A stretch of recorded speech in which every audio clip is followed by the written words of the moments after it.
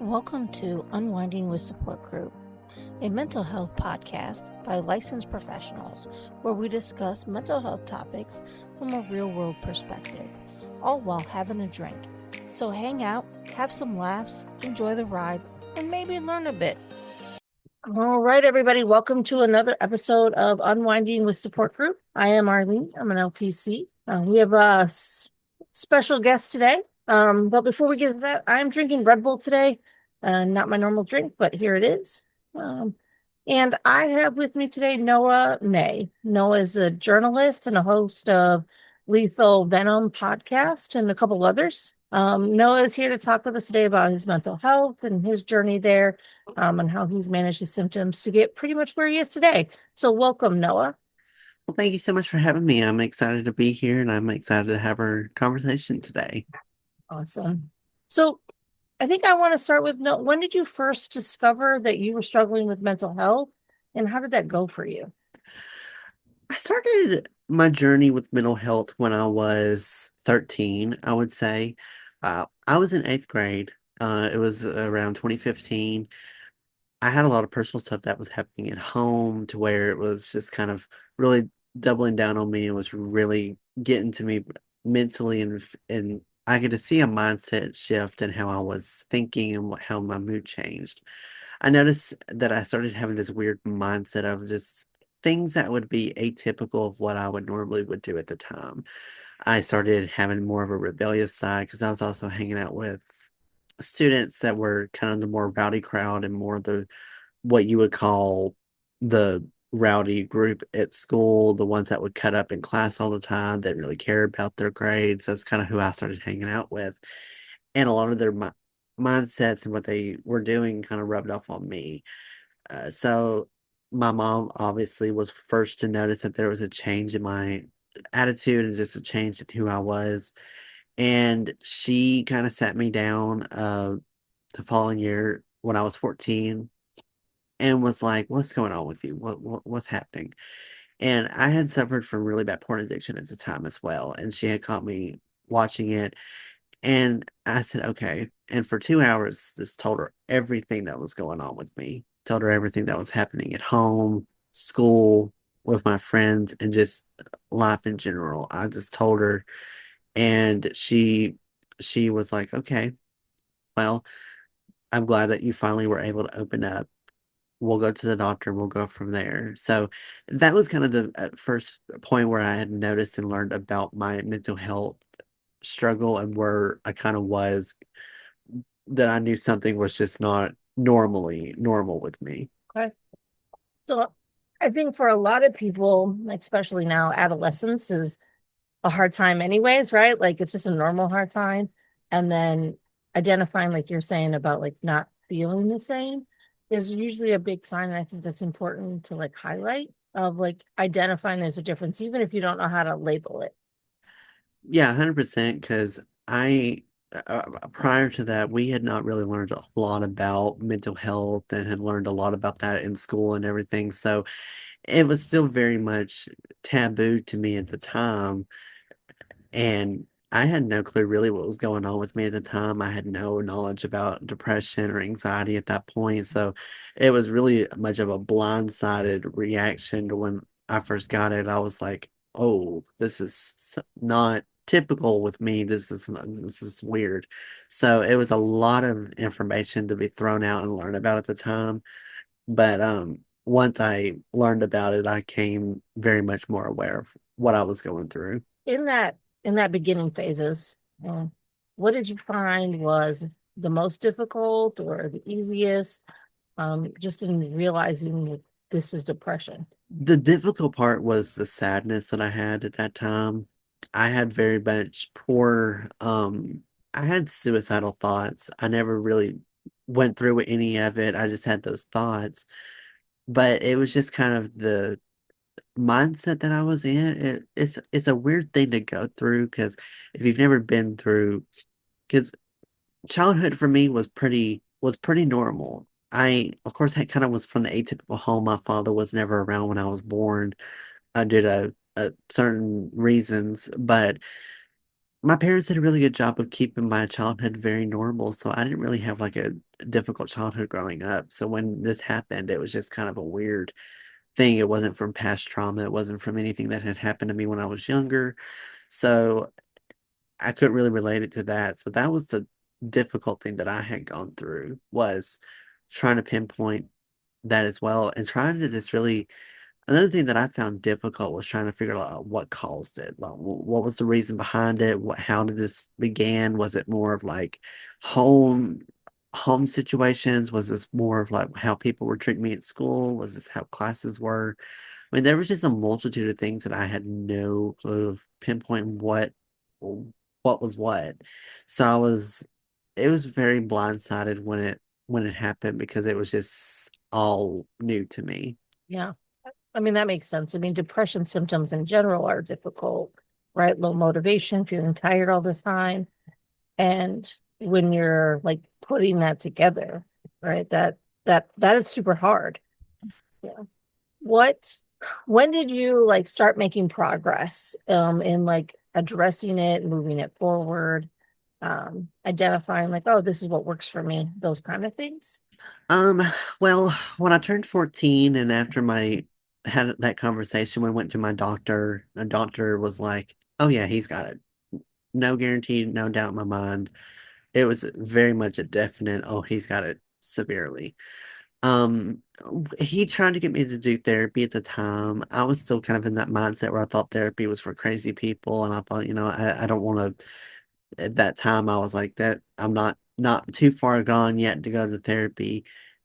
He did put me on medicine at the time, and the medicine did help. They he although kind of diagnosed me with a special form, it was clinical depression, and it's that form of depression that comes and goes in waves, and it's hard to detect when it'll happen and how long it'll stay. Um, so once I was on the medicine for about the next 4 years, it was just this constant kind of up and down struggle of, oh, I'd have a depression spell, it kind of would go away for a while and it would peak back up. And it was just a roller coaster of events and going over numerous hills of going through a really bad depression and then it kind of mellows out.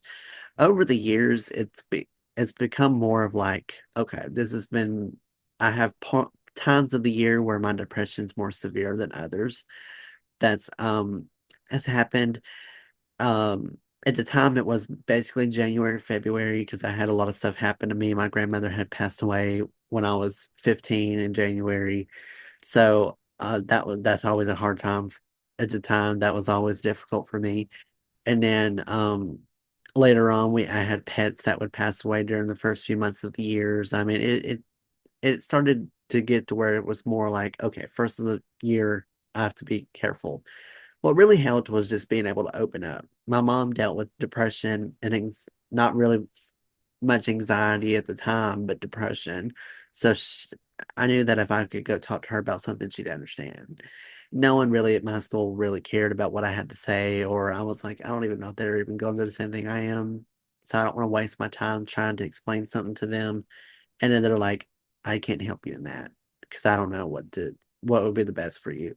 So I always went to my mom and my parents because they knew firsthand what it was. So that tended to be the way or the main thing that really helped me really gain a lot of control and gain a lot more of like, okay, this is what's happening.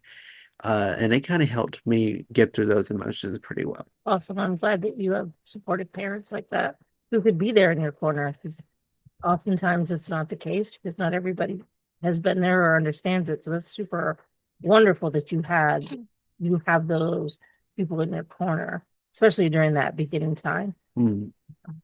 Um, so I know you mentioned like certain seasons and things like that. And, you know, as we've all kind of moved a couple years out from COVID now, I'm curious how COVID impacted you because that was a rough time for a lot of people who were struggling with mental health, just that isolation and things. So how did that impact you? COVID was an interesting time for me personally. There was so much that happened 2020. I first got diagnosed with my anxiety in the beginning of the year, even before the pandemic was officially declared a pandemic and lockdown was in place. But it was so close. It essentially got diagnosed right when the pandemic started. So it was just like a really close niche and timeline about how that happened. Um, COVID for me was at the time I loved lockdown because it was a way for me to kind of get back to my mental health at the time. When I first got diagnosed with anxiety, that was a whirlwind. But at the time, I knew more about mental health because by that point, I had taken health classes. I had taken more of the more science classes like biology that kind of touch a little bit on mental health in them. So I knew kind of a better understanding of like what the different types of mental health was, what you could have, what not have. So when I had anxiety, I got diagnosed with it, I knew what it was. The symptoms that I had though were a little atypical of what you would normally declare as anxiety. Um, I had more of the kind of the stomach problems when it comes to anxiety, more than the breathing, kind of the physical Mhm. pain right here in your chest that you would get. Um, so when that happened, um, I was kind of like, okay, well, this is just really odd for me because this is not really what I knew a lot about anxiety.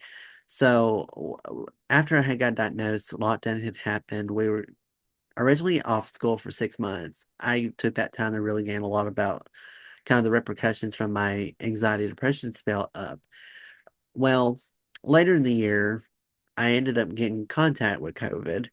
I was kind of misdiagnosed at the beginning. I noticed about October, around November, I started having more like cold symptoms. And this was at the point where anything at that point was considered COVID, and all symptoms were that. Like you could have a cut on your arm that was COVID.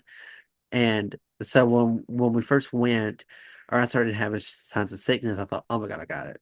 And we went, they did like kind of a swab in the inside of my nose. They didn't really go fully all the way up in my nose. Like people said that they kind of touch your brain, what it felt like. They just did kind of like an inside of the nose swab. And that test came back negative for COVID. So we thought, okay, good, cool, don't have it.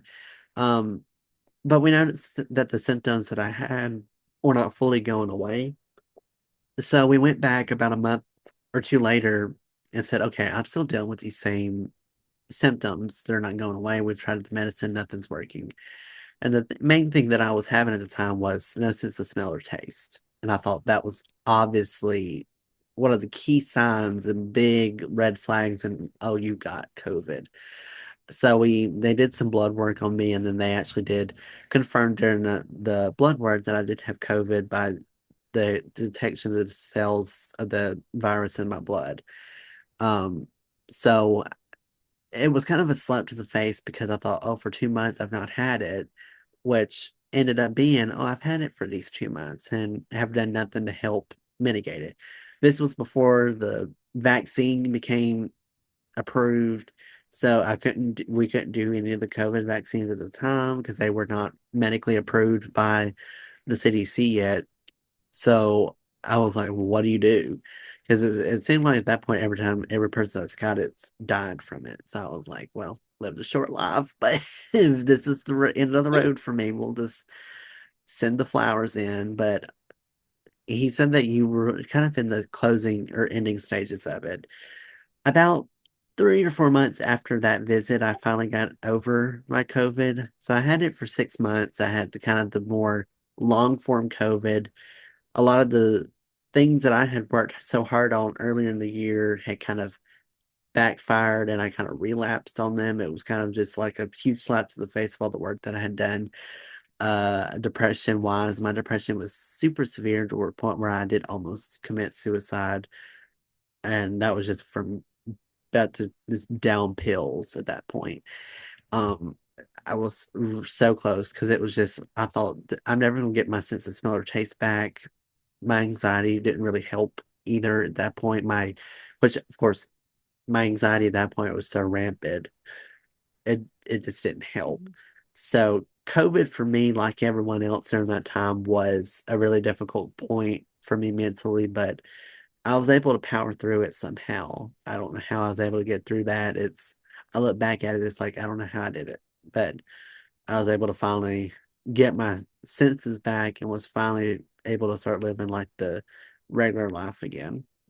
I appreciate you sharing that with us. I know um, talking about attempts at suicide or, the ideation to that is often just difficult in general. So I do appreciate you being forthcoming in that because there's a lot of stigma around it still. How is your mental health today? Mentally today, I'm doing really, really well. The last depression spell that I had was last year. That this was kind of before I started doing the podcast full time. And ever since I've been doing this show, it's just really has really impacted me mentally. It's really helped me stay focused and has really just made a better place for me. It's the happiest I've been in a very long time. And so mentally today I'm doing really, really well. Awesome. I'm glad to hear that. Speaking of your podcast, what made you decide to go into like because I know your degree is in journalism. What prompted the media as like something you wanted to do? Well, journalism stemmed from back when I was in high school, junior year. They were real forceful about us picking a degree so that when it came to signing up for college, it would be a much easier process to sign up for classes. Well, at that point, I had no clue what I wanted to do. I was kind of like the typical doctor, but then I thought no, I kind of lost interest in that. I thought, well, I might want to be a veterinarian or biologist, and then I just kind of lost interest in those as well. And I thought, well, I really don't know what I want to do. I watched a lot of talk shows at that time. I had started watching talk shows on TV and as well as on YouTube all the time, and I thought, you know what? That's what I want to do. That seems like a fun career. That seems like a fun job choice to do. Um, but of course I thought, well, I don't know what degree that would be. I know it would be some kind of communications, but I don't know in particular. So I had to do some research about like the minimals, like the protocol and kind of the recommendations that they had of like what you had to qualify for. And journalism just continuously occurred in a lot of these searches. So I thought, okay, so I guess a degree in journalism. So I kind of ran with it. I started doing journalism first year of college and I never changed it after that. I thought by year 3 or 4, people said, are you sure you're going into the right job profession? And I said, well, honestly, if it's a screw up on my end, it's going to be a screw up on my end because I can't really change it now. I'm in it too deep. I'm kind of too far in the process. I said, if it ends up I hate doing this, this is going to be kind of a punishment on me. This is going to be a lesson that I'm going to have to learn from. Um, but I started wanting to do podcasting kind of around 2021. I woke up and was like, I actually want to do podcasting. But of course, it was still kind of a taboo thing, or podcasts, I think at that point had just started to really ramp up in popularity. I knew what they were prior to that as well. I watched or listened to maybe one or two at a time.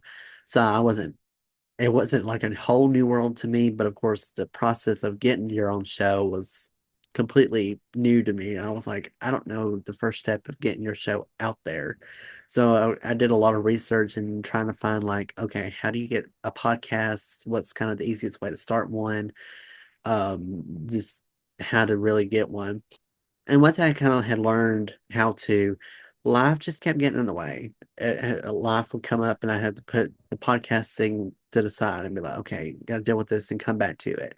It was just a constant. I would get so close to be like, okay, I'm about to do it, and then something would come up. So I thought, okay, I'm just gonna put this on pause for right now, and the time will come when it comes. When I went to Auburn, there was a guy that came to one of our classes that kind of was presenting like, "Hey, I'm actually a podcasting teacher here. I'm opening up a podcasting class." And like a dog, I was like, "Oh." I was like, I was like, I perked up You're in my, speaking my language. I was like, my ears perked up. I sat up in my seat and I thought, I'm listening for once. I said, okay. And he told us about this podcast class that he was opening up next year, that if we were interested in signing up, just to go talk to her advisor. I ran to my advisor immediately after that class was done, and I said, "I want to be first on this list, and here, I don't care if I have to kill people the way I want in. Whatever I gotta do. Whatever I'm going to do to get in this class, I will do it." And luckily, no murders had to be committed. I was able to Fantastic. Those get are good news. so I was able to get in the class, and I learned a lot about podcasting in there. But after we had graduated, or the class was done, there were still a lot of questions I had that were like not even answered. So of course, more digital research had to be done. But once I learned, it was just game. It was just game on game for that. So about 2024, this was a few months before I graduated. I started preparing for the podcast launch and I started coming up with the ideas for the name, kind of came up with the podcast artwork and just how I wanted the format to be. So this was something that I was really inspired to, but it also was like school was also in the way as well. And so I thought, okay, after graduation, I'm going to be fully graduated with my degree in journalism. I can have like a month break before I go back to Auburn to start looking for a job. This is when I'm going to start planning everything. And that it was. I started planning how I wanted to launch it, everything. By that point, the name and artwork were done. It was just a point of getting an episode out. And I think I had even recorded an episode. It was just kind of getting that episode out. So last year, February of 2025, I released the first episode of Lethal Venom, and since then, it's kind of has catapulted to a thing that it's now considered my full-time job. But podcasting was not on the radar for what I wanted to do with my career. I thought I would be kind of more on the journalist side. I would be working at like a news station or a radio station, getting that experience in before maybe launching into my own kind of niche and into my own kind of little business. But this kind of came about at a really good time. And I've actually been able to really showcase a lot of what I learned in journalism in it. So it ended up working out at the end. This wasn't the full goal of what I was truly expecting once I graduated. I think I think that's interesting that you bring that up because like I think there's a lot of pressure when we're in high school of like what do you want to do for the rest of your life? And that's a tough decision for anybody, let alone teenagers. And so picking something but it going where like in different areas and different ways, like that is probably the most like life piece of it, right? You have a degree and you're like, I'm gonna go do this, and turns out it actually functions a little bit better over here. Um, and that is just a great like aspect of what that does. Absolutely. If I looking back, even last year around this time, I had just started really posting on the podcast, and this was before I started doing interviews. If I even told myself 1 year ago that this show would be successful, I don't think I would have believed it. I would have been like, no, because there's no way that my podcast would become well known within a few months span or within a year. But it really was shocking of how well it's done. And I didn't really expect it to be at this caliber of like doing this full time. But I'm not mad about it. It's something that I'm surprisingly good at. I guess it was a secret talent that I had of doing this. But of course, when I did all my journalism classes, it was easy because it was like, oh, I've done this before. This is stuff that I did basically in all my classes, and this is what I was going to do for a living. It was just kind of in a different road and in a different scenario of like how things were going to go. Yeah. I mean, I guess if we come back soon, you got your own talk show. That's what I've kind of it's stemmed from. Yeah, it's like in a way it's like I have a talk show, but it's just like you look at it, it's like it's not how I wanted it to happen too. And it's like and I've had a lot of retrospective things of like, honestly, I'm not mad about podcasting. I'm not. This is not, of course, something that I wanted to do it first, but then once I've started doing it and loved it, I thought, if a job opportunity doesn't come up and that's journalism related, and this is just what I do full time, I'm not going to be entirely mad. So the thing about having a talk show really kind of I don't really am chasing it anymore because kind of what you've said, and I've had other people say it too. It's like you have your own talk show because it's essentially what you would have been doing. It's just not on TV. It's just in kind of an audio video format on social media. So I thought, well, true on that. So I've just kind of have ran with it, and it's just everything's just been kind of like wasn't planned. I don't really plan a lot going forward in the future. I just kind of let things kind of go on a whim and kind of just go day by day about what happens. But when it came to career stuff and this kind of caliber of importance, this is something that I planned for, and this is just not what came up in that plan. And I'm happy that it came up, but it'll still be interesting to see where this takes me in the future as well. Yeah. Well, it's super exciting to know like your podcast is doing so well that this is now like your full-time gig. So that's super awesome to hear. What is, if you could tell anybody about like what to do when you're actively struggling and how that like plays out in your normal life, what advice would you give people who might be listening going, ooh, like that sounds like me. I don't know what I want to do, or I was really struggling, or I currently am. This is something that I am real passionate about when it comes to mental health too, is being kind of the voice for others that are scared to kind of speak up because it's more accepting now, but like 10 years ago when you first got diagnosed with any kind of mental health disorder, it was pretty much taboo. And even years prior to that, it was so taboo to where it was just not talked about enough.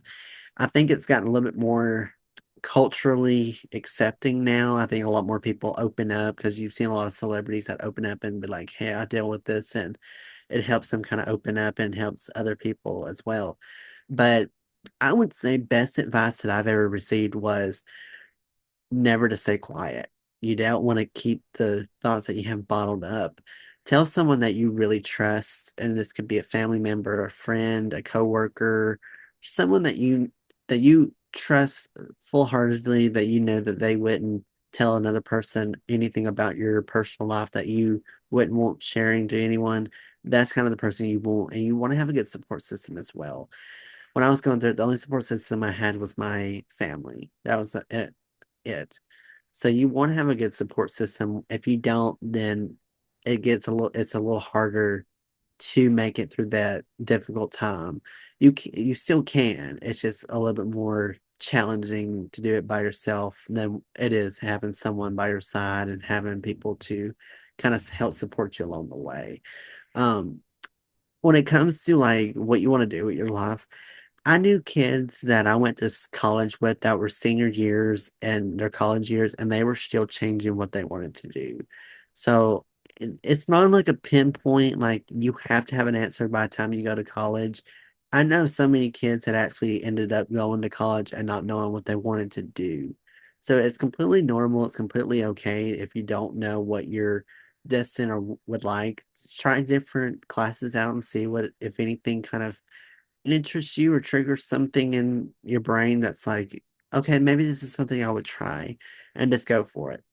So I wouldn't say too much about worrying about planning. Just kind of live in the moment. I've done that. And I just don't plan anymore because if I plan something, it never comes true. So have just been living life day by day, and it's really worked out for me. So just kind of take it day by day and to see where life takes you. I agree with you about college. Like, how many times do people get in? They think they're going to do something, take some class, and go, "Oh, fuck, that's not mine."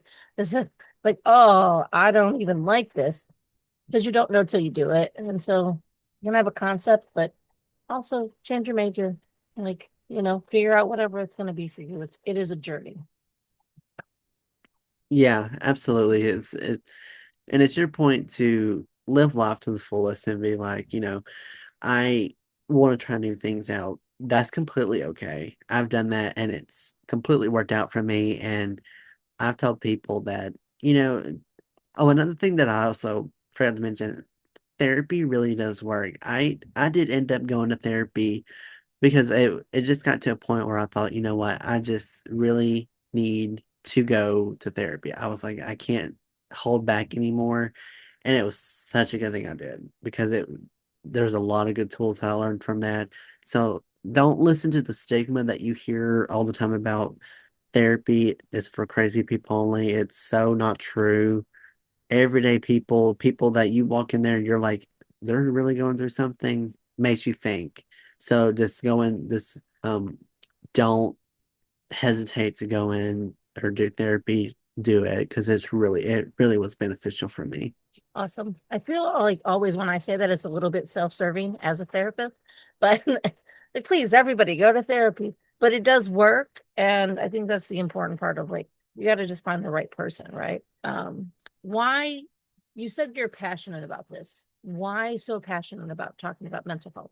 I was always under the kind of like under the wing of men don't really are not supposed to show their feelings. Men are not supposed to open up and share what they're going through. They're supposed to have tough skin, never have anything break them down, have a huge metal armored plate on. And it's solely not true. There's so many men out there that are mentally struggling that are scared to open up because they're afraid to be ridiculed or be judged for showing emotion. And that's just simply not true. Is that just like women and, kids, men and adult men go through the same thing as well. Just, I wanted to be that voice for people that were shy and were always told no or stay quiet. Of being like, no, it's something that you need to be vocal about, that it is so important for people to know and hear, that you don't need to stay silent, that you need to have your voice heard. And I've had so many people praise me for being so vocal and open with it because it's helped them kind of open up and share their experiences with me as well. And it just feels good that I'm able to help others that are going through the same thing I did. I want to give back, give those people the chance of having what I always wanted. Awesome. I love that. I think for a lot of people, personal stories like yours are impactful because it's personal, but also it's like relatable. Like I've been there. I feel that maybe not the exact same way, but I get what you're saying. I understand that. And as you said, the stigma for men expressing emotions is a huge thing. And while that is lessening some, I still think it's important that there are many voices out there. And I'm glad that yours is one of them because it does help. Yeah, it really, really does. Sure. All right. Where can people find you if they want to find you? If they want to take a listen to the podcast, those kind of things. The easiest place to go would be my website, noahspodcast.com. Feel free to go there. All my shows are listed on the webpage. They all have their own little, in particular, pages excels. They have some episodes links on there to where you can listen directly from the website. And all my socials are on there as well.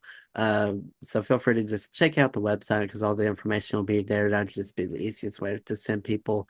And you can listen to Lethal Venom wherever you really get podcasts from. It's on all the major platforms like Spotify, Apple, Amazon, Pandora, Audible, iHeartRadio, and it's very much available everywhere. So, and of course, all those links are on the website as well. Awesome. Noah, anything else you want to say to the guests before I just appreciate that you're here?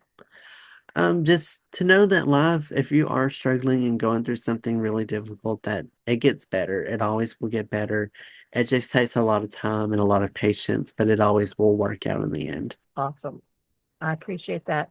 Noah, I do appreciate you being here with me today and just the conversation in general. The more we talk about mental health, the less stigma it gets. So, Well, thank you so much for having me. It was a complete honor to come on the show, and I love the platform that you have. I think having people like me come on and share their stories is really, really good. So I appreciate the for you to have me on today. It was an honor. awesome. Thank you so much. And as usual, everybody, give us a follow, a like, share, with your friends, your enemies, your family, I don't know, whoever you want. And just for everybody, I will have Noah's website in the comments too, so you guys can cheat and just link to go there. But as always, we appreciate you hanging out with us today. Thanks for listening to another episode of Unwinding with Support Group. Follow us on Substack. Give us a like, a follow. Give us a comment. Tell us what you hated, what you like, what you want us to talk about next. Let everybody know where they can find us too. But thanks for hanging out with us once again.